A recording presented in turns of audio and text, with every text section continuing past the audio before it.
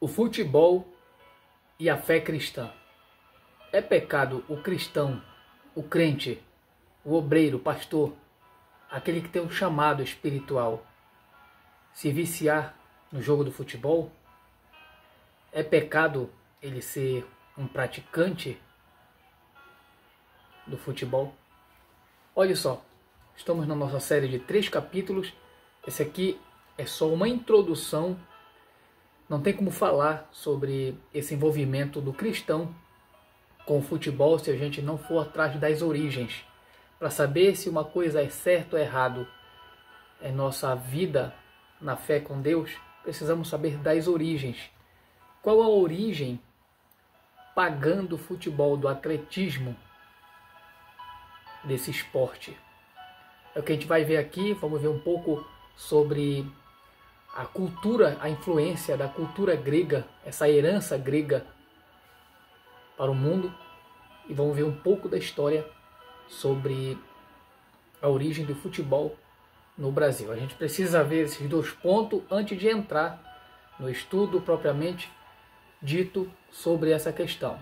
E nós temos que levar em consideração o aspecto idólatra do futebol. Isso ninguém pode discordar, que o futebol carrega consigo um estigma idólatra.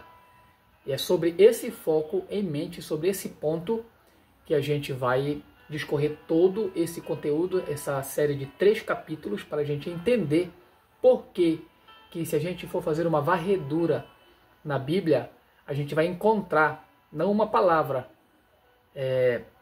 se posicionando diretamente contra o futebol, até mesmo porque quando a Bíblia foi escrita, ela não foi escrita no tempo em que o futebol já existia, né? Muito antes do futebol a Bíblia foi inspirada, mas o que ela fala a respeito do vício, o que ela fala a respeito da falta de fé de um cristão que deixa o seu chamado, deixa o seu ministério, deixa a vida piedosa com Deus para se envolver no futebol. Não é um exagero a gente levar em consideração o seguinte fato: é que muitos daqueles que estão viciados na prática do futebol, e eu me refiro principalmente, este vídeo é principalmente para os domésticos da fé, para os crentes, para os evangélicos em especial, né? Em especial, muitos deles que são obreiros, que têm um chamado, têm um ministério, têm um cargo na igreja, têm uma posição, muitos deles estão frios, estão se esfriando. Antigamente a gente sabia que para jogar um obreiro, para jogar um cristão, né, fervoroso, era um adultério, era uma pornografia. Antigamente era um bar, uma bebida, um vício de fumar. Só que o inimigo ele vem usando a modernidade, ele vem usando a prática do futebol para manter os irmãos na igreja, mas manter eles frios. A maioria desses que se dizem e se consideram ser uns servos de Deus, obreiros, já não tem mais força para orar, não tem força para ler a Bíblia, não tem força para evangelizar, não tem força para pôr em prática a sua piedade cristã, não tem mais força, ânimo, disposição de exercer o seu chamado missionário. E quando chegam na igreja estão completamente vazios, porque lá no campo eles discutem, eles praticam a porfia, que é contrária à Bíblia. A gente vai ver essas coisas mais lá para frente. Por enquanto, a gente só vai ver uma introdução para a gente entender o que vai ser falado nos outros 2 vídeos. A gente precisa entender a raiz da questão da influência e da herança grega para o mundo, em consideração ao atletismo, e a gente vai ver a origem do futebol no Brasil. Olha só, a herança cultural grega para o mundo moderno, ela é imensurável. Se você ainda não é inscrito, se inscreve aí. Se ainda não segue, segue a gente aí, deixa o teu like, o teu comentário.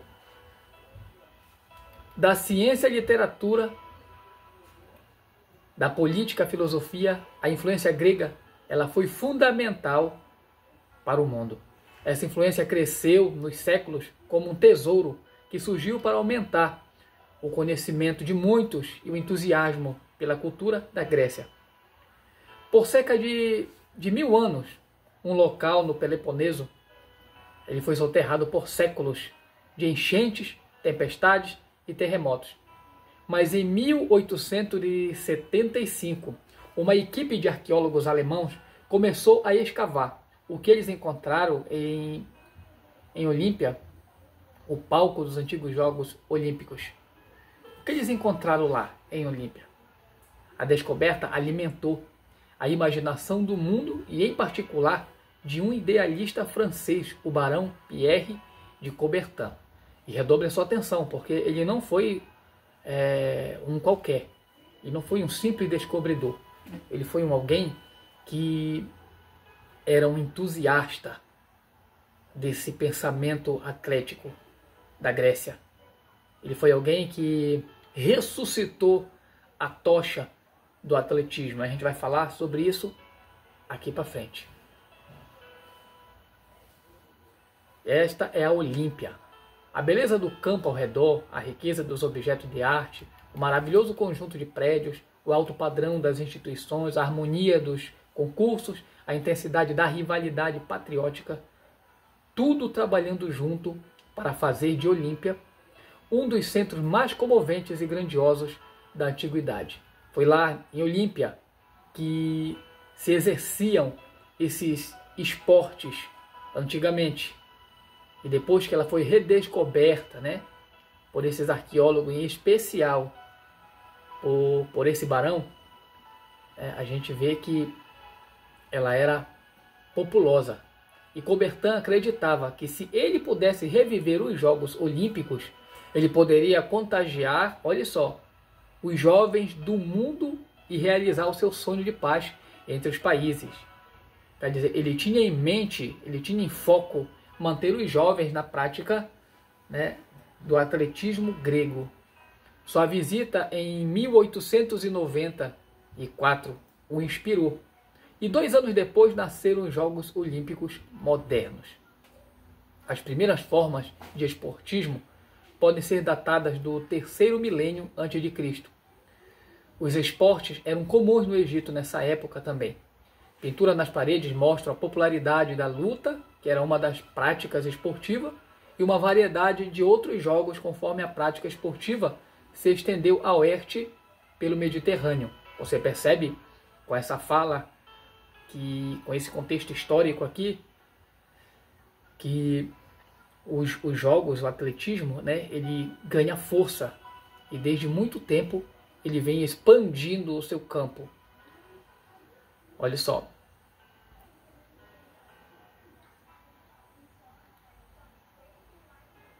Conforme a prática esportiva se estendeu a oeste pelo Mediterrâneo, ela ficou cada vez mais atrelada aos rituais religiosos. E aqui entra a questão da idolatria, porque se você percebe o contexto histórico, está falando que o que parecia ser só uma simples ressurreição do espírito atlético de Olímpia, na verdade ressuscitou com ela.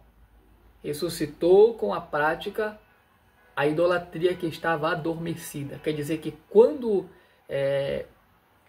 essa cultura grega adormecia, com ela adormecia também as práticas religiosas. Quando ela ressuscitou, com ela ressuscitou também a prática religiosa. Por quê? Porque os Jogos Olímpicos, a cultura esportiva olímpia, que hoje varre o mundo inteiro, envolveu o mundo inteiro nessa cultura grega antiga, ela está atrelada às divindades gregas, e isso era uma prática pagã.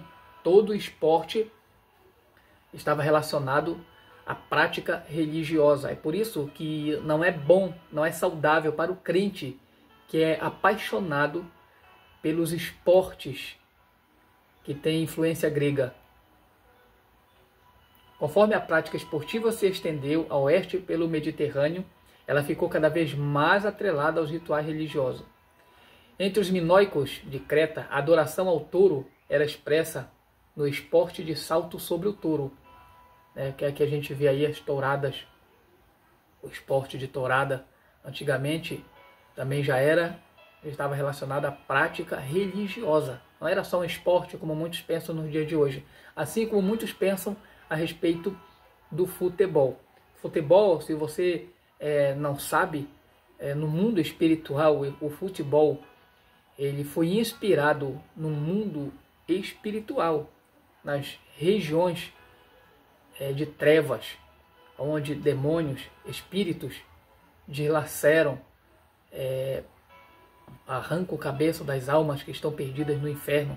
Eu vou ver se eu consigo deixar o link desses testemunhos aqui para vocês verem que os demônios inspiraram na história práticas pagãs, esportivas, que estavam integradas à religiosidade, para com isso destruir almas serem destruídas. É por isso que todo crente viciado em futebol não tem força para servir ao Deus dele com poder, com virtude. Por quê? Porque quando ele é viciado nessa prática, ele está louvando, está cultuando uma divindade no mundo espiritual, uma divindade grega, não só uma, mas muitas. O ritual religioso era as primeiras formas do esporte grego durante a era micênica. Olha só, o ritual religioso era as primeiras formas do esporte grego durante a era micênica. Isso aqui é história. Isso aqui você vai encontrar no documentário. Você vai encontrar num documentário grego sobre o esporte na Grécia. Vou ver também se eu consigo deixar o link desse comentário no vídeo. Na Ilíada de Homero, o funeral é comemorado com jogos espetaculares entre os heróis gregos. Odisseu, ele empenhou cada nervo de seu corpo para vencer a todos os aqueus. Todos o saudavam. Conforme se aproximava da chegada, Odisseu, ele ofereceu uma prece em silêncio. Pena dos olhos brilhantes. Ele disse o seguinte, em uma oração à divindade, enquanto ele estava praticando esse esporte.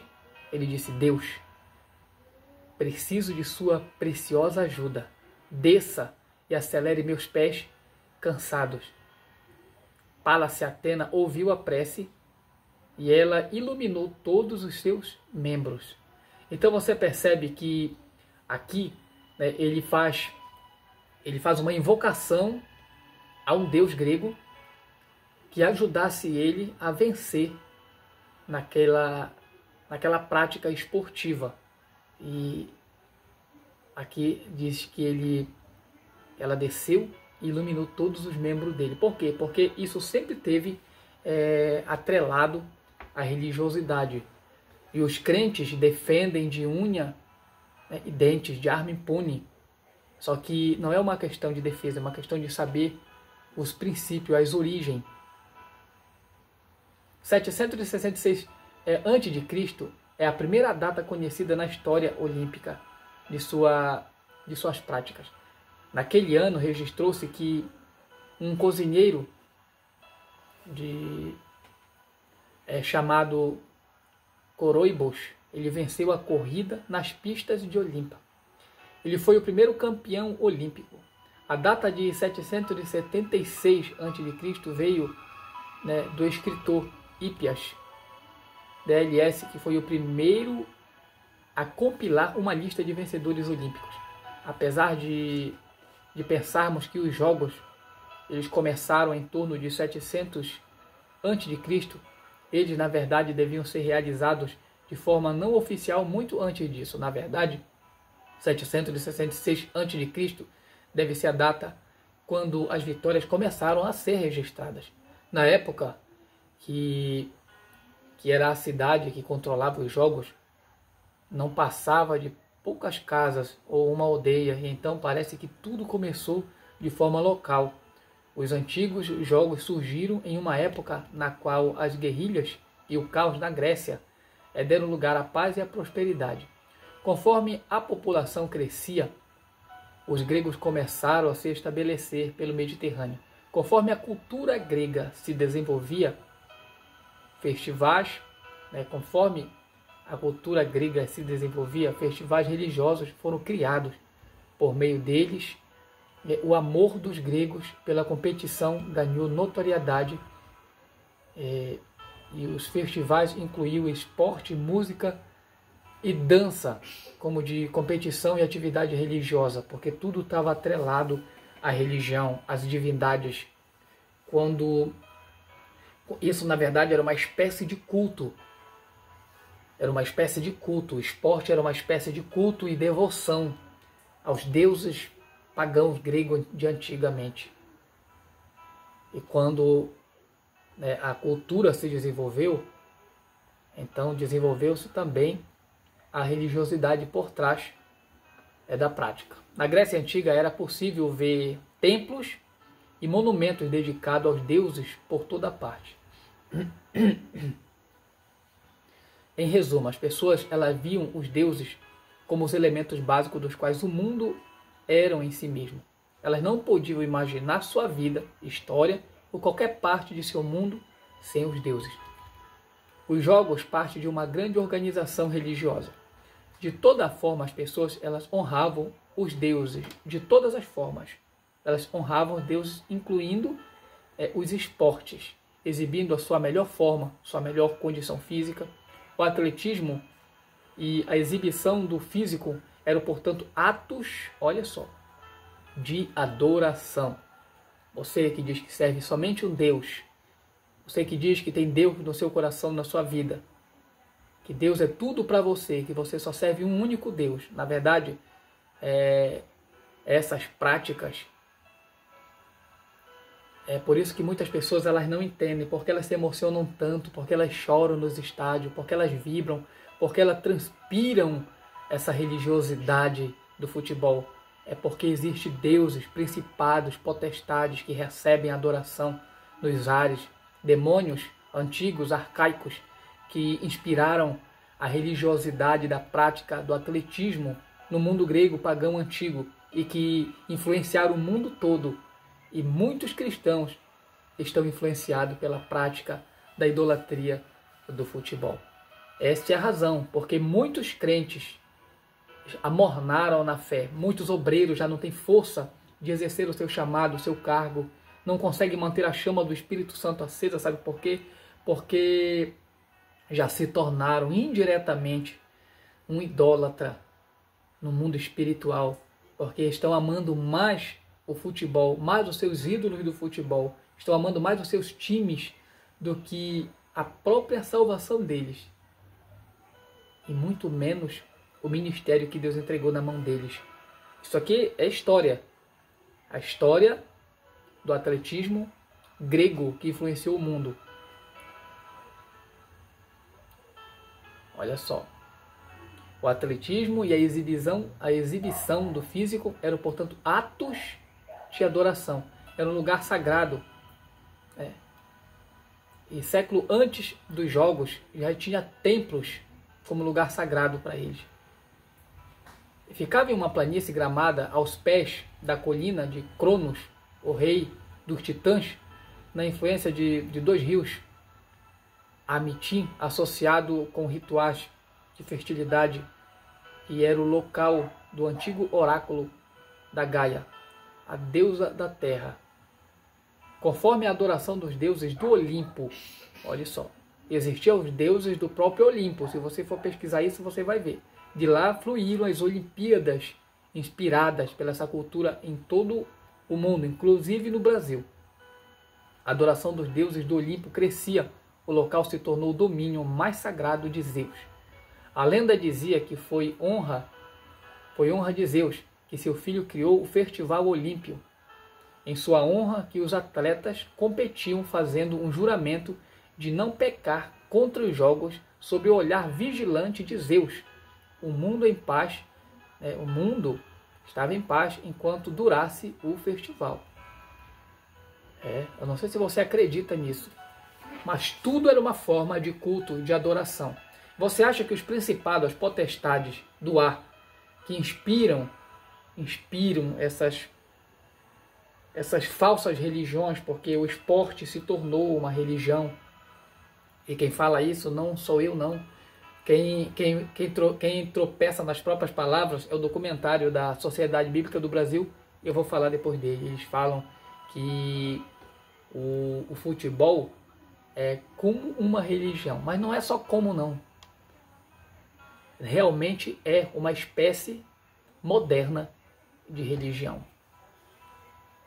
Os Jogos Olímpicos perduraram e floresceram. Eles foram celebrados a cada 4 anos ao longo de mais de 1000 anos. Em seu auge, no mundo grego, era levado a Olímpia para o maior espetáculo do mundo antigo. Foi Heracles quem determinou o cumprimento dos estágios originais. Ele fez isso posicionando um pé, outro 60 vezes. 600 vezes ele fez, posicionando um pé e outro 60 vezes. Ele decidiu a distância da pista como sendo de 600 pés olímpicos. Esse contexto histórico ele iria muito mais além, mas eu não tenho tempo. Eu vou ver se eu consigo deixar o link desse documentário para você ver esse documentário que mostra. Isso aqui foi só uma introdução que eu trouxe aqui no nosso estúdio para você ver a origem do atletismo, a origem que está por trás dessa religião do atletismo, das Olimpíadas, a qual o futebol faz parte. Então, quando você se torna uma pessoa amante, apaixonada pelo futebol, você pode estar caindo num erro muito fatal, se já não caiu. Vamos ver um pouco da história do Brasil sobre esse futebol. A gente vai ver, para a gente entender a origem da questão do futebol.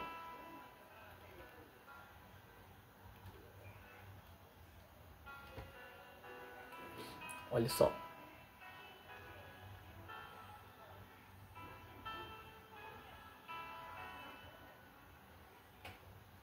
Olha, 1894, o futebol foi introduzido oficialmente no Brasil por Charles William Miller, um jovem brasileiro de ascendência inglesa.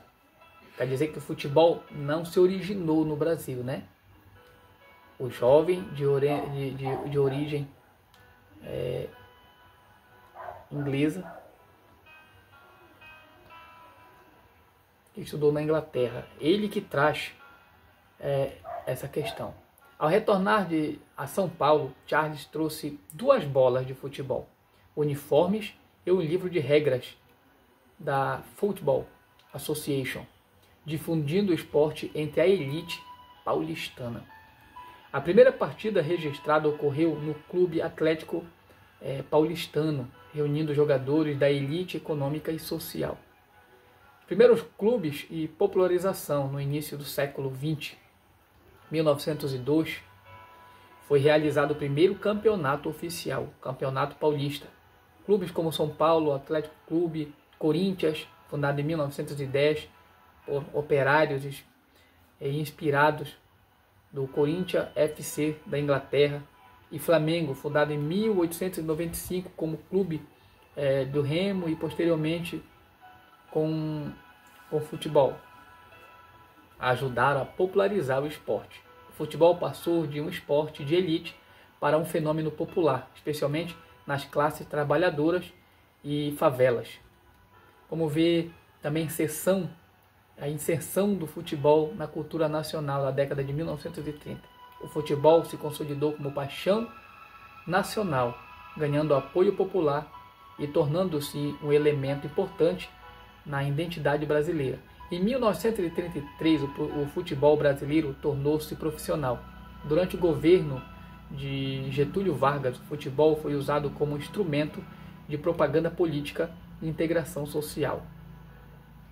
E aqui eu faço uma crítica à Sociedade Bíblica do Brasil, porque ela tem o futebol como algo importante para a disseminação do Evangelho, que eu discordo completamente, porque quando Jesus pregava o Evangelho, quando os apóstolos pregavam o Evangelho, eles não se utilizavam da prática atlética da Grécia para atrair pessoas. Sabe o que Jesus disse? Jesus disse assim mesmo: quando eu for levantado no madeiro, ou seja, pregado na cruz, morrer na cruz, eu atrairei a muitos para mim. Não é obrigado colocar na ponta de um anzol do Evangelho o atletismo. nenhum outro mecanismo a não ser a própria verdade. Jesus disse: conhecereis a verdade vos libertará. A Sociedade Bíblica do Brasil, no seu documentário, que é esse documentário aqui, que fala Além da Vitória, olha só, tem um disco velho aqui, da Sociedade Bíblica do Brasil, não sei se vai dar para vocês lerem aqui no cantinho,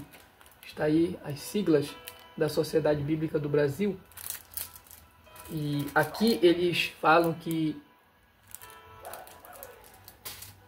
o futebol é importante para ganhar as almas, para disseminar o Evangelho, que na verdade não é o que a Bíblia fala. A Bíblia nunca precisou de nenhum mecanismo, nem de futebol, nem de nenhuma outra tática, que não seja a própria verdade para libertar uma alma.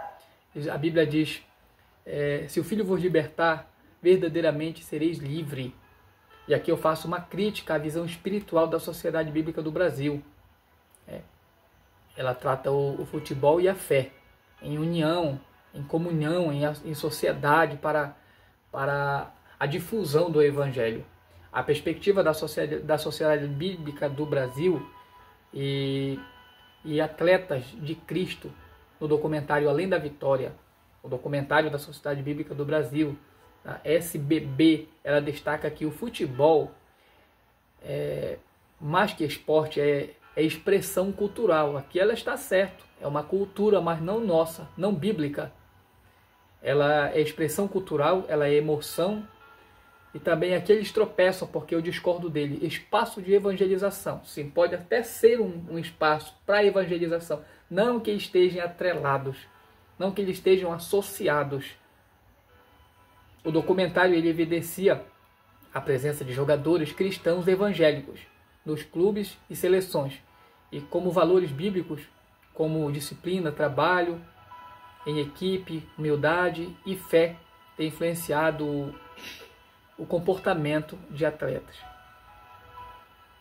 O que eu discordo, eu discordo completamente, que na verdade não tem como um verdadeiro cristão, que ama a prática do futebol, é apaixonado pelo futebol, ele expressa lágrimas, ele expressa emoção, ele expressa sentimento, ele expressa paixão, E a gente sabe que nos jogos existe competição, existe disputa, porfia, existe mortes, rixas, brigas de torcidas organizadas. Como é que isso pode estar associado ao Evangelho? Casos de morte, se você for pesquisar, gangues de torcida, como é que isso pode estar associado ao Evangelho? Eu discordo completamente. Eles dizem que o futebol tornou-se uma ponte para missões urbanas, com capelões evangélicos atuando em clubes e seleções. Eu até posso concordar que pode funcionar de entrarem por esse caminho para evangelizarem, mas associarem o evangelho com o futebol, aí é sincretismo religioso, é pegar os deuses da Olímpio, os deuses espirituais que estão nas regiões espirituais, porque os da Grécia se quebraram, os deuses feitos de gesso, de argila, os deuses feitos de pedras morreram, mas os deuses espirituais, os demônios, ainda continuam inspirando. Hoje eles usam dessa cultura que influenciou o mundo para receberem adoração no futebol. Toda aquela emoção, todo aquele suor, porque antigamente o suor que saía do atleta, ele era uma oferenda aos deuses da Grécia.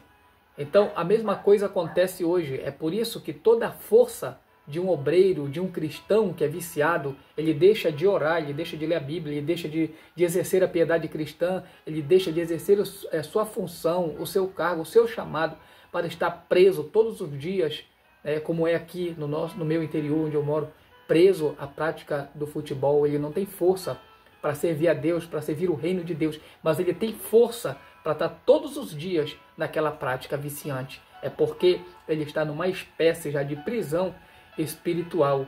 Então ele está cultuando uma divindade espiritual, o que na mente dele parece ser só um esporte. A menção, eles falam que a menção ao uso da Bíblia, a Sociedade Bíblica do Brasil, no documentário, que foi esse que eu acabei de te mostrar aqui, se você quiser assistir ele, o nome dele é Além da Vitória. É um DVD antigo da Sociedade Bíblica do Brasil. A Sociedade Bíblica do Brasil, se você não sabe, ela traduziu, né, a Bíblia para uma paráfrase muito boa, que é a NTLH, nova tradução na linguagem de hoje. Tem muitos outros conteúdos, muitos outros livros bons, mas em parte aqui eu discordo com ela totalmente. Eles falam que há menção ao uso da Bíblia nos vestiários, nas concentrações, e a transformação de vidas através da mensagem de Cristo dentro do contexto esportivo. O que não parece, pode até haver ali algum sentimento, pode até haver uma aparente conversão, mas na verdade converter-se é deixar os ídolos do futebol e voltar-se para Cristo. Vamos ver a consolidação mundial, Copa do Mundo e heróis nacionais.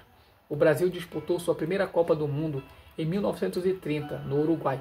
Conquistou o primeiro título mundial em 1958, com destaque para Pelé.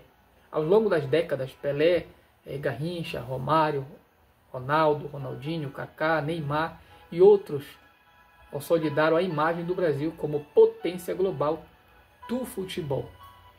A conclusão que nós tira disso é o seguinte: o futebol no Brasil nasceu como um esporte elitizado, mas se popularizou e se transformou em uma paixão nacional. Essa palavra paixão nacional é muito forte, porque realmente é essa a expressão no futebol, a paixão. E a Bíblia fala, a gente vai ver nos outros vídeos, nos outros vídeos a gente vai trabalhar sobre a influência do futebol na vida do cristão, vai ser o nosso segundo vídeo. Nós vamos ver a influência do futebol no terceiro vídeo sobre a vida e o chamado de um obreiro. Muito forte, muito preciso, muito top, com muitas referências bíblicas. Nós vamos trazer passagens da Bíblia muito profunda, paráfrases vão nos ajudar a entender o que a Bíblia fala para combater essa prática religiosa que está matando o chamado de muitos cristãos. Você pode discordar comigo, eu sei. Você ama mais o teu clube, você ama mais o teu esporte do que o teu Cristo, do que a tua fé, do que o reino que ele te ofereceu. Então fique à vontade. Eu estou aqui para pregar a verdade. Você concorde ou não comigo, essa é a verdade. Olha só, o futebol no Brasil nasceu como esporte elitizado, mas se popularizou e transformou em uma paixão nacional, profundamente entrelaçada com a história, cultura e fé do povo brasileiro. Através de iniciativas como da Sociedade Bíblica do Brasil, que eu já discordei em parte, percebe-se que o esporte também é um campo fértil para a vivência e a proclamação do Evangelho. Pode até ser, mas não pode haver uma associação, né? Por quê? Porque existe deuses diferentes de ambos os lados. Do lado do Evangelho há um único Deus, há um só Senhor, Jesus Cristo é o nome dele. Do outro lado tem os deuses do atletismo, como eu já acabei de te mostrar aqui, né, que está por trás do contexto histórico. Eu discordo. Eles falam que é um campo fértil para a vivência e proclamação do Evangelho, mostrando que o futebol e fé podem caminhar juntos na construção de valores e cidadania. Isso pode até funcionar para alguns valores, até mesmo para a cidadania, mas para a vida espiritual, aquela vida que promete vida eterna, é impossível. Impossível isso funcionar. Existem vários testemunhos que mostram que o futebol está atrelado a manifestações de demônios. Muitas pessoas já tiveram, vou ver se eu consigo deixar o link aí, para você ver, você mesmo tirar suas próprias dúvidas. Não sei se você acredita em arrebatamento, em visão e revelação. Eu creio que o mundo está, né, no maligno, está na mão do mundo espiritual também, das influências dos seres espirituais. Existem muitos relatos que falam sobre entidades que estão recebendo toda aquela paixão que está por trás do futebol. Inclusive, eu vou ver se eu consigo também deixar o link, eu não sei se ainda existe no YouTube, no desenho Jovens Titãs.